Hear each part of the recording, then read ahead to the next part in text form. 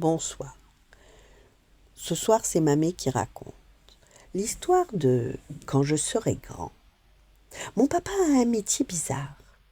L'autre jour, je l'ai trouvé affalé dans le canapé devant des dessins animés. Papa, tu regardes encore la télé? Chut, je travaille. Travailler?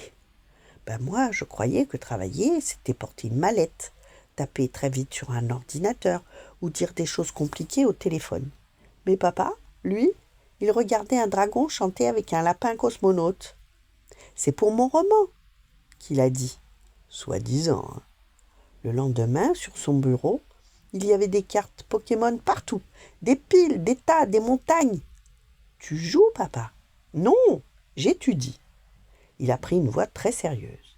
Il faut comprendre leur univers. Moi, je ne sais pas exactement ce que c'est comprendre leur univers, mais ça ressemblait beaucoup à une partie de cartes, quand même. Le bon côté, c'est qu'il m'a donné les doubles. La semaine suivante, papa connaissait le nom des dinosaures mieux que ma petite sœur. Ma sœur, elle connaît tous les dinosaures. Les géants, les volants, les nageurs, les carnivores, les herbivores, même ceux dont le nom ressemble à un éternuement. Mais papa aussi, maintenant.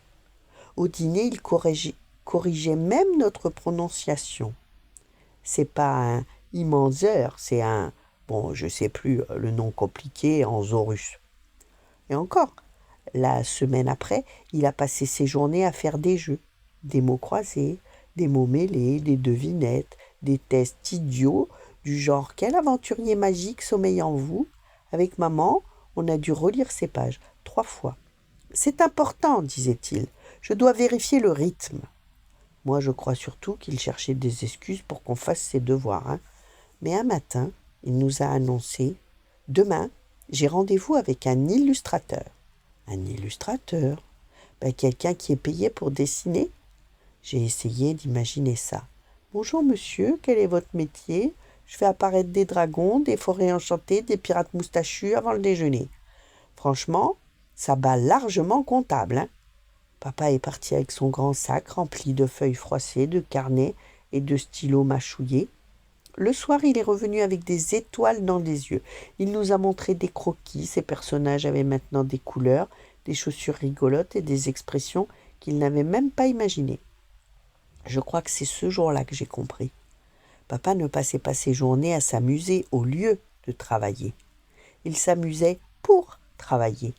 Observer, chercher, tester, inventer, jouer sérieusement. C'est peut-être ça son vrai métier.